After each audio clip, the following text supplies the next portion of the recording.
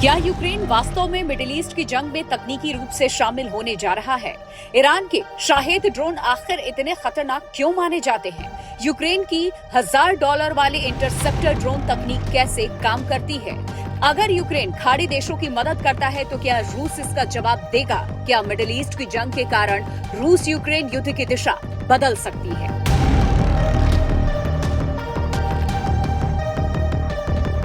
पश्चिम Asia में चल रही जंग अब केवल ईरान, अमेरिका और इजराइल तक सीमित नहीं रह गई। इस संघर्ष ने अब एक नया और बेहद दिलचस्प मोड़ लिया है, क्योंकि इस पूरे संकट के बीच में यूक्रेन की एंट्री की चर्चा तेज हो गई है। यूक्रेनी राष्ट्रपति व्लादिमीर ज़ेलेंस्की के ताजा बयान ने अंतर्राष्ट्रीय राजनीति में हलचल मचा दी।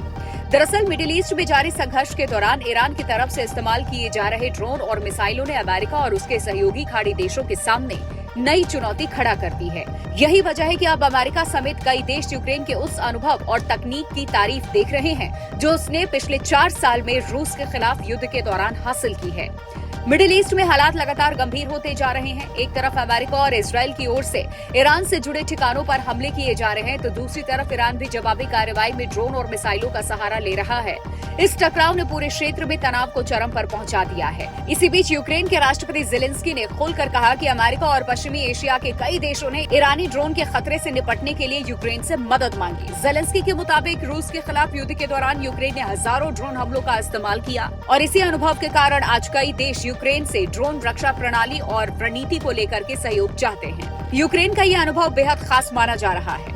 जब रूस ने यूक्रेन पर बड़े पैमाने पर ड्रोन हमले शुरू किए थे, तब उसने ईरान के बनाए हुए शाहेद ड्रोन का इस्तेमाल किया था। ये ड्रोन सस्ते, तेज और लंबी दूरी तक मार करने में सक्षम है। रूस ने पिछले 4 साल में यूक्रेन के शहरों और सैन्य ठिकानों पर हजारों शाहेद ड्रोन दागे। कई बार तो एक ही रात में सैकड़ों ड्रोन छोड़कर यूक्रेनी एयर डिफेंस को थकाने की रणनीति अपनाई गई। एक रिपोर्ट के मुताबिक रूस ने एक रात में करीब 800 ड्रोन और नकली लक्ष्यों का इस्तेमाल करते हुए हमला किया था। इस तरह के लगातार हमलों ने यूक्रेन को मजबूर किया कि वो कम लागत वाली लेकिन प्रभावी एंटी ड्रोन तकनीक विकसित करे। इसी जरूरत ने यूक्रेन को ड्रोन रक्षा तकनीक में दुनिया का सबसे तेज विकसित होने वाले देशों में शामिल कर दिया।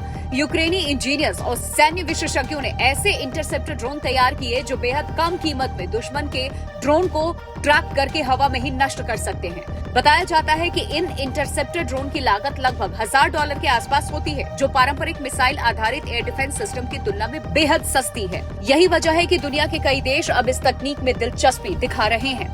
ज़ेलेंस्की ने अपने बयान में ये भी कहा कि अमेरिका और खाड़ी क्षेत्र के कई देशों ने यूक्रेन से संपर्क किया।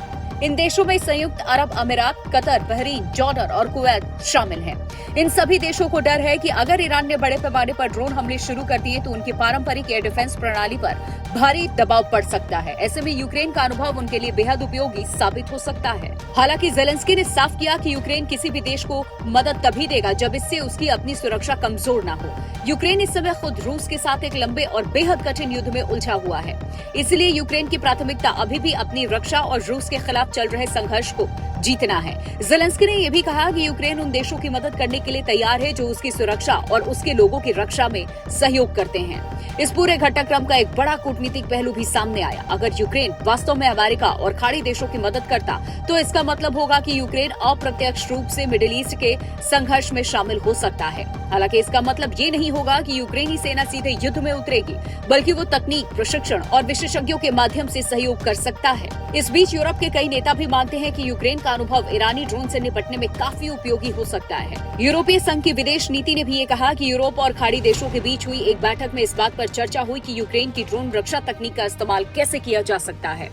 लेकिन इस नए संकट का एक दूसरा असर भी देखने को मिल रहा है। मिडिल ईस्ट में बढ़ते तनाव के कारण दुनिया का ध्यान रूस और यूक्रेन के युद्ध से थोड़ा हटता हुआ नजर आ रहा है। पिछले 4 साल से जारी इस युद्ध ने यूरोप की सुरक्षा व्यवस्था को पूरी तरह बदल दिया। रूस के राष्ट्रपति व्लादिमीर पुतिन और यूक्रेन के बीच में जारी संघर्ष अब भी खत्म होने का नाम नहीं ले रहा। हाल ही में अमेरिका की मध्यस्थता में दोनों देशों के बीच वार्ता की कोशिशें शुरू हुई थी, लेकिन मिडिल ईस्ट के संकट के कारण इन बातचीतों पर भी असर पड़ा है। ज़ेलेंस्की ने बताया कि सुरक्षा हालात बिगड़ने के कारण रूस और यूक्रेन के बीच होने वाली वार्ता का अगला दौर फिलहाल टाल दिया गया। हालांकि दोनों देशों के बीच में कैदियों की अदला बदली जरूर हुई है, जिसमें करीब 200 युद्ध बंदियों को रिहा किया गया। रूसी वार्ताकार के अनुसार आने वाले दिनों में कुल 500 कैदियों की अदला बदली की योजना बनाई गई है। यूक्रेन का दावा है कि हाल के हफ्तों में उसकी सेना ने कुछ मोर्चों पर रूसी सेना को पीछे धकेला। रिपोर्ट्स के अनुसार इस साल की शुरुआत से अब तक यूक्रेन करीब 257 वर्ग किलोमीटर इलाके पर फिर से नियंत्रण हासिल करने में सफल रहा। हालांकि युद्ध अभी भी जारी है और दोनों पक्षों को भारी नुकसान उठाना पड़ रहा है। कुल मिलाकर देखा जाए तो मिडिल ईस्ट की जंग ने अब वैश्विक राजनीति को एक नया मोड़ दे दिया है। ईरान के ड्रोन हमलों ने अमेरिका और उसके सहयोगी देशों को नई रणनीति पर सोचने के लिए मजबूर कर दिया। ऐसे में यूक्रेन का अनुभव और उसकी विकसित की गई एंटी ड्रोन तकनीक अब अंतर्राष्ट्रीय सुरक्षा व्यवस्था में एक अहम भूमिका निभा सकती है। आने वाले दिनों में ये देखना बेहद दिलचस्प होगा कि क्या यूक्रेन वास्तव में मिडिल ईस्ट में अपनी तकनीकी मदद भेजेगा, और अगर ऐसा होता है तो इससे वैश्विक शांति संतुलन पर क्या असर पड़ता है।